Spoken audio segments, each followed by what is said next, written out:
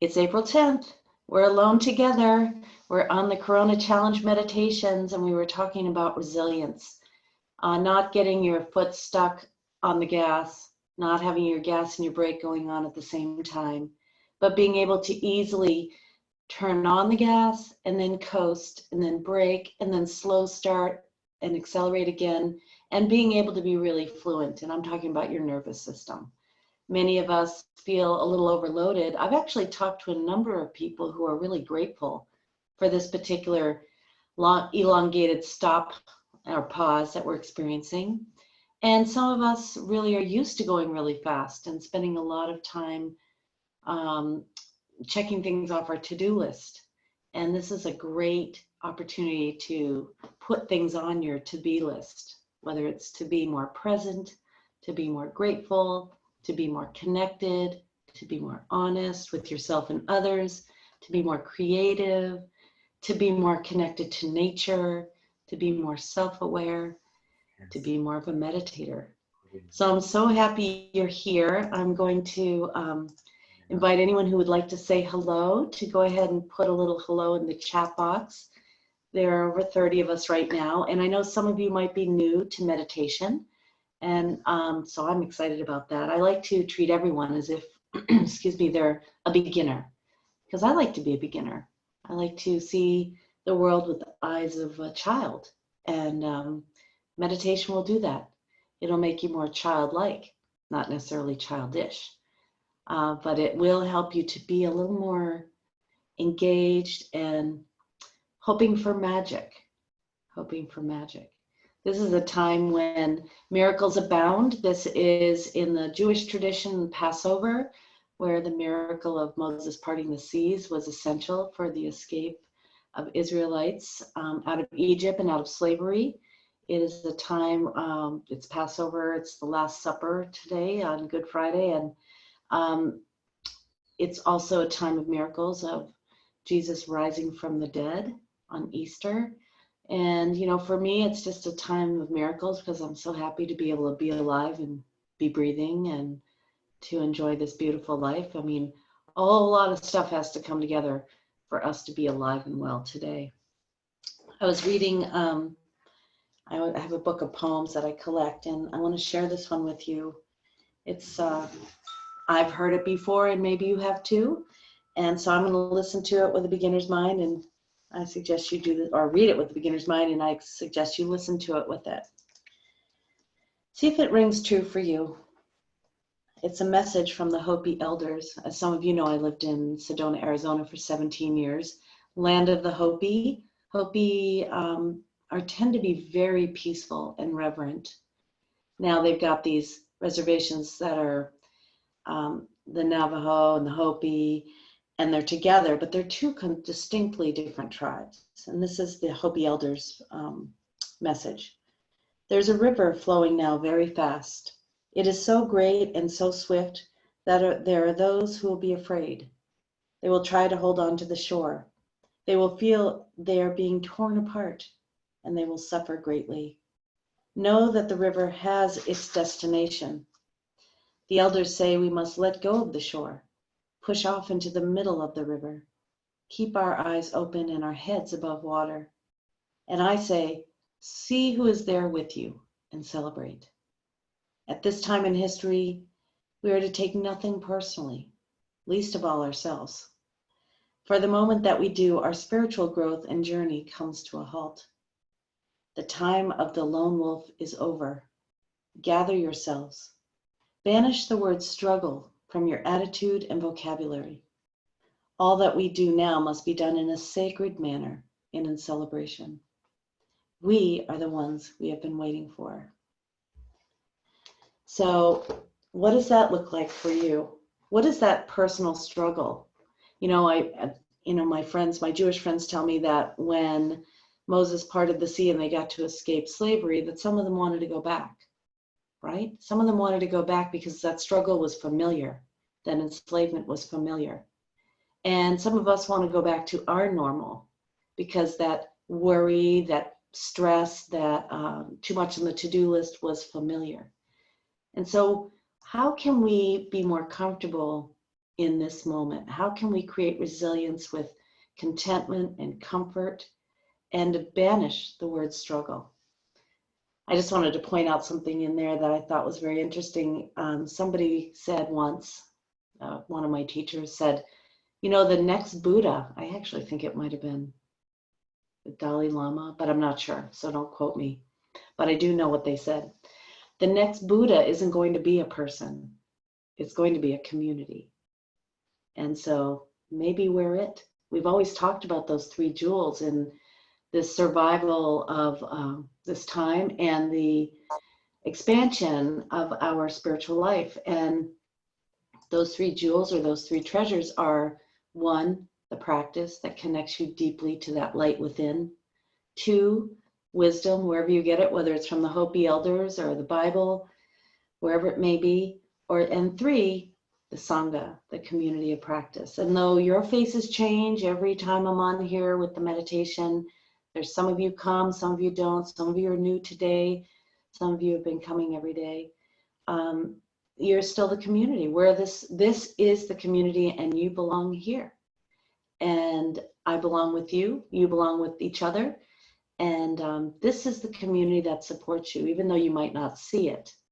It is here for you. And I think that's important to note during this time, that there are many, many communities like this that are gathering, that are supporting each other, even just energetically. And if you look around now at the names on your screen, if you're not on a phone, you can see there are people that may seem familiar, faces that I love to see, that some of you come every time, some of you are new. And this is our community today. And sometimes your community is going to be a different phone call, a different group that you're meditating with or praying with. So let's banish the word struggle for at least the next half an hour. And let's look at, let's look around our room for a moment, wherever you're seated, wherever you are. You might be in your car. Look around and look at all the little items that support your existence in this space that you're in. The tchotchkes, the computer, maybe your phone, maybe you've got a candle or a plant or a photo.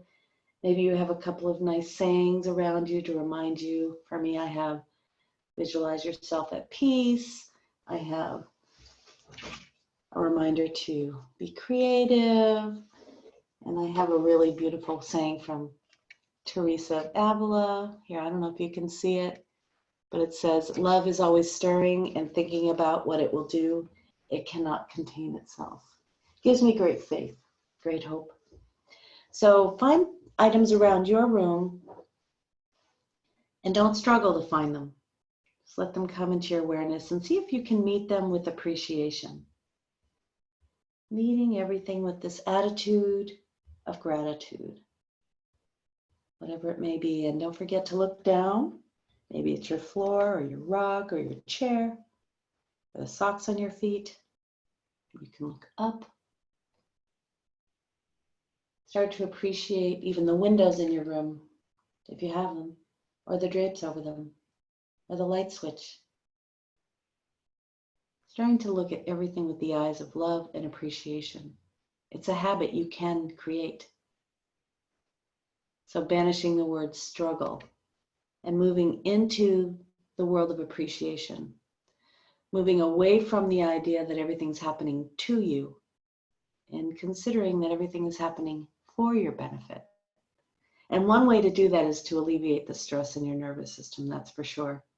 And there's no doubt that no matter whether you feel peaceful now or stressed out or anxious now, stress is a result of an ever-changing world that we're in, with the ever-changing rules and the news.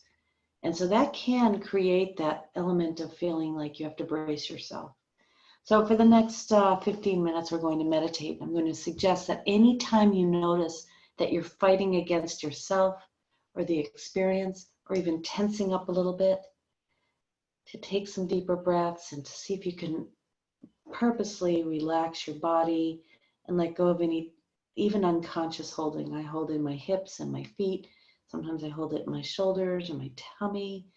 Just letting your whole body surrender to your environment, to the sounds we're going to listen to, the sensations we're going to feel, to the emotions that are present, and surrender to appreciating your life just for a little bit, to put a little weight on the scale of peace instead of stress. So there are over 38 of us on the call here, and I'm going to mute everyone in case you aren't muted, and we're going to begin to meditate. And just to banish struggle, thoughts are going to be okay in meditation. Your mind might end up traveling all over the place. You're going to come back again and again and again with ease and gentleness back to the focus of the meditation. Do not spend any effort at all beating yourself up or judging your abilities or even judging your experiences. See if you can be in the big yes for the meditation. The big yum, the big yes, banishing that word struggle, and not trying to create anything, not trying to do anything, simply noticing and observing with the eyes and mind of love and letting go of expectations. Expectations can really disappoint. Let's instead begin with the beginner's mind. We're going to meditate for about 15 minutes. I'll keep track of the time, and I invite you to move into your comfortable seat, deepening your breath if you like, closing your eyes if you want. I like to keep mine closed, but others like to gaze softly toward the floor. And let your mind settle here. Let your body settle here. Let your breath settle here. This moment, right here, right now, this is when and where your life is taking place. It's not happening at another time. So I invite you to take some deeper breaths through your nose, sending a signal to your body that it's okay to relax.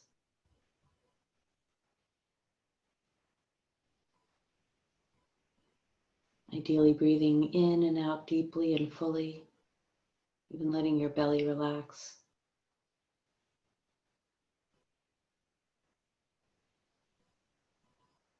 And notice what's here. Notice the sounds in your environment, welcoming them all without any judgment.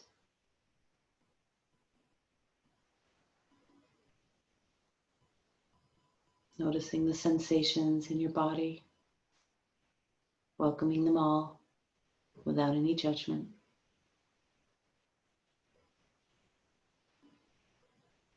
And letting your breath return to its natural rhythm and depth as you welcome it without any judgment.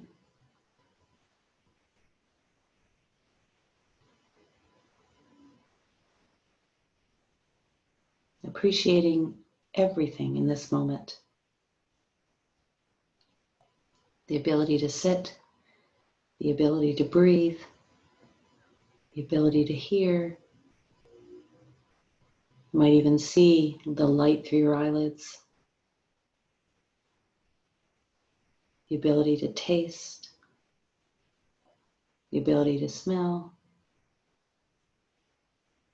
the ability to feel and sense your emotions, as well as the bodily sensations. There's so much to be grateful for.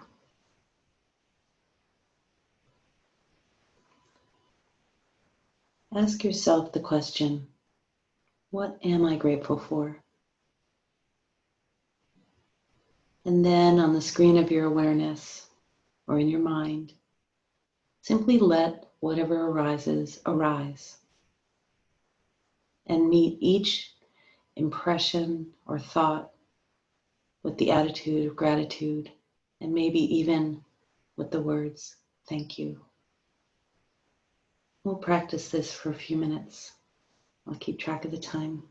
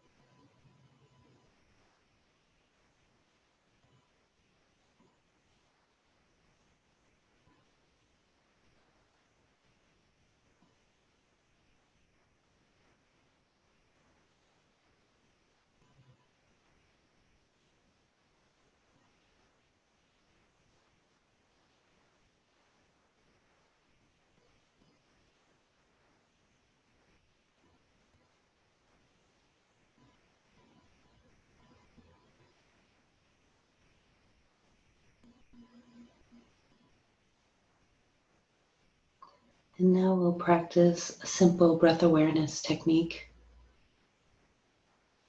You'll simply breathe in and out through your nostrils, noticing the sensations, and count your breaths from 1 to 10.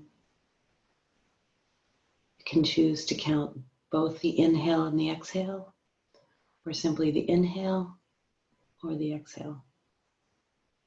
And anytime you notice your mind has drifted away to a thought, an idea, sensation, come on back to the numbers. This is a very simple, yet not necessarily easy practice, but let's not struggle against it. Anytime you notice your attention has drifted away, return your attention back to 1. Do this without judgment. Most people don't make it to 10. We'll do this practice for a little while and I'll keep track of the time. Breathing in and out, counting your breaths from 1 to 10. Keeping your whole body soft.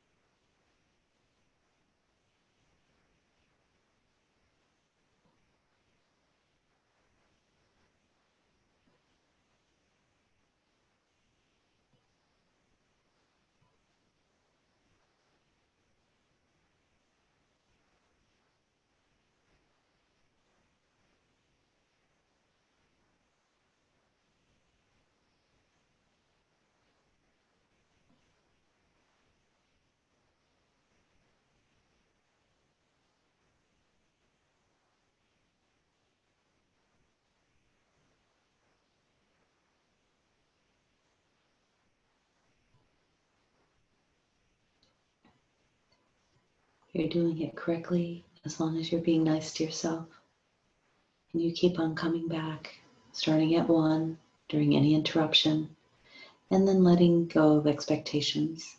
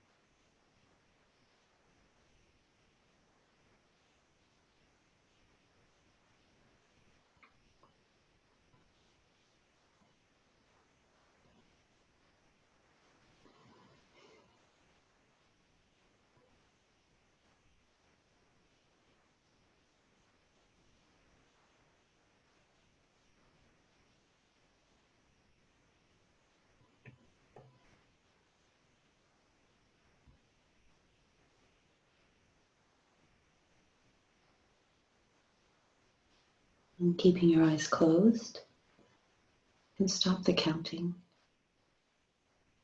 and sit in the stillness with an open awareness.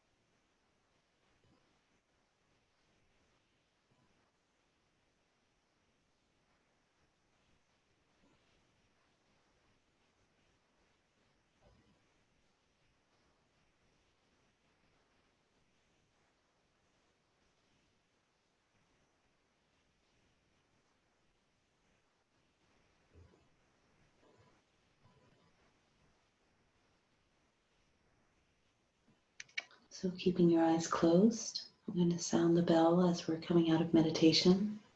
Feel free to continue to meditate.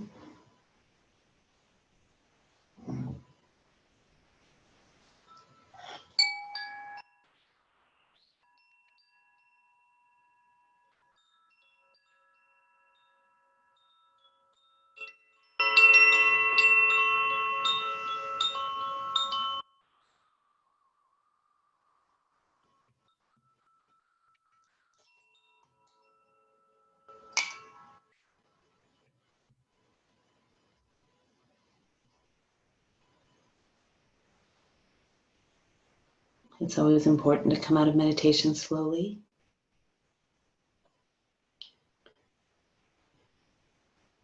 This creates more resilience, and it takes with you the qualities of your meditation practice. Hopefully the qualities of restfulness, awareness, gratitude, contentment, clarity, peacefulness, connection.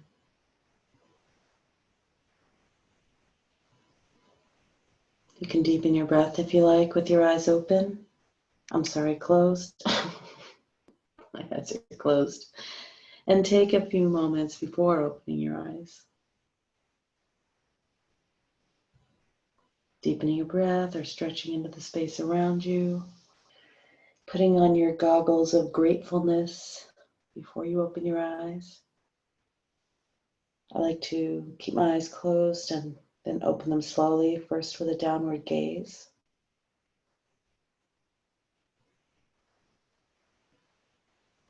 And then when you feel ready, you can open them all the way or keep them closed as long as you like. There's no rush.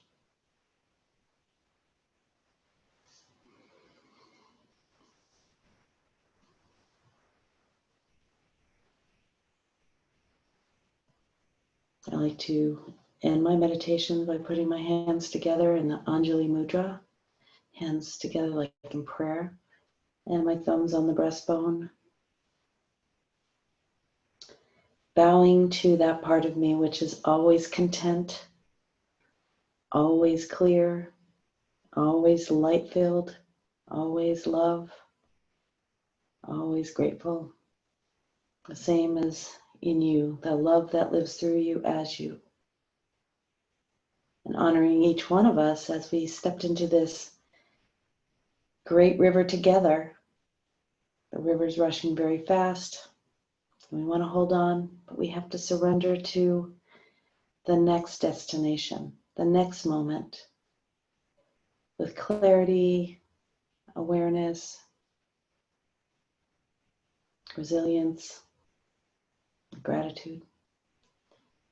So thank you for being with me today. It's been a pleasure.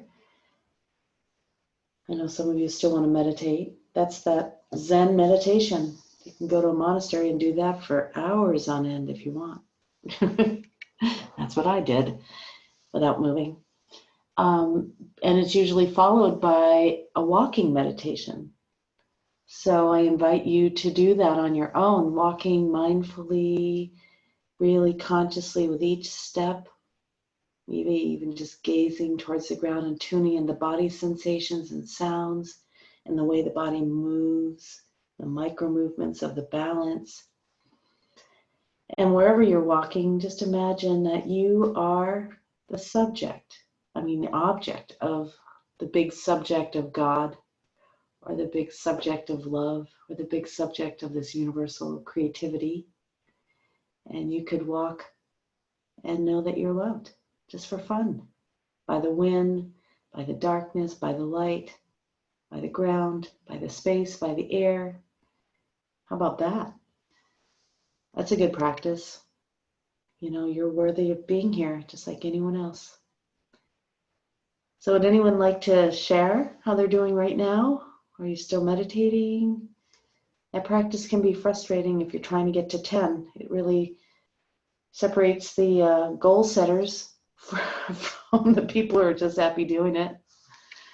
A lot of us are really type A and want to get to 10. And I don't know if you even experience this, but the numbers fade away, the breath fades away.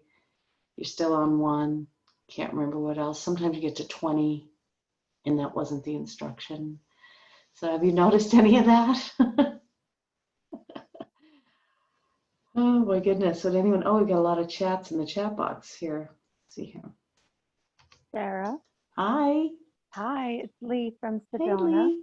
Hi, Lee. How are you? I'm good, thank you. I just wanted to say that when we stopped counting and you asked us to just be in the fullness of the whatever, it was really beautiful. I felt an expansiveness that was probably a first for me in that, and I appreciated that. Thank you. You're welcome. And when you hear gurus say, oh yeah, all life is meditation, which sounds so lofty, and then it sounds like so far-fetched and impossible to achieve.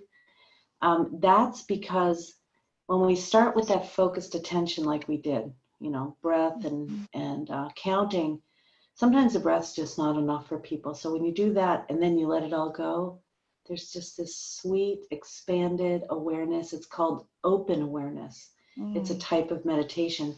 It's advanced. It's basically an advanced practice that for me, I can't cultivate it without the beginning part.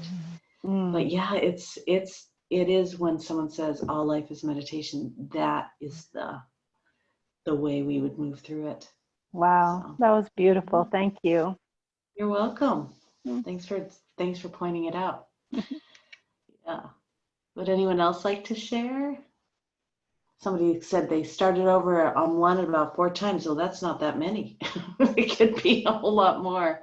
Suddenly you realize you're thinking about how did that default neural network start taking over? That's what happens. So you've got those 2 neural networks, the direct experience network, which is, okay, I'm relaxing, I'm listening, I'm sitting here with my breath, and you're totally engaged. And then you start counting, and then your default neural network kicks in because the body thinks that it knows what it's doing. And so that's why again and again you have to reactivate it, because that's the neural network that'll continually go on and on in your mind without your permission. Sometimes it doesn't have the best advice either, and it's not nourishing sometimes. So that's why we want to keep being deliberate with paying attention. What else? We saw white sand dunes. Yum. Don't you love those spontaneous visions? Really grateful for the break. Yeah. Oh, I love this. I wish I should read all of these. I need my glasses. Would I put it on my website? Yes, I'll put it in my blog. And my website's McLeanmeditation.com, MCLEAN, like McLean, Virginia. Good Friday, acknowledging suffering. Hello from New York City. Oh yeah, greetings from Arizona. Greetings from San Francisco. Oh, it says Farrell says the phrase that comes to him is from the Messiah from Handel. Comfort ye, my people. I think of that. What these meditations have been comforting a few so they can comfort the many. I think we are all filling our cup up. That's what it feels like to me too. And what else we have here? I guess that's it. Thanks for being here. This is wonderful. Would anyone else like to share? Sarah, this is Kurt in Wisconsin. Hi, Kurt. Wait to discuss this with Sue over dinner. I want to hear her version, and I loved mine. It was amazing, and I even giggled in the middle of it. And so I can't wait to tell her why that happened. Oh my gosh. Well, Sue, you must be entertained by Kurt constantly. Life is always an adventure with him. That's great. Well, I hear you are doing such amazing work for people in the midst of this time, and thank you for taking care of people, being so selfless, and thanks for being here and meditating with us. You are phenomenal, and I'm very grateful for you. Thank you. So for those of you who joined us late on the phone, I just want to say, if you want to click in on the link, you can find it on my website in the blog, and the new password is peace, lowercase. Anyone else want to share how it's going for them? How you doing, Jolynn? Don't have to answer me. I can see you're like still zoned out. Perfect. All right. Well, I love having you here. I want to stop the recording.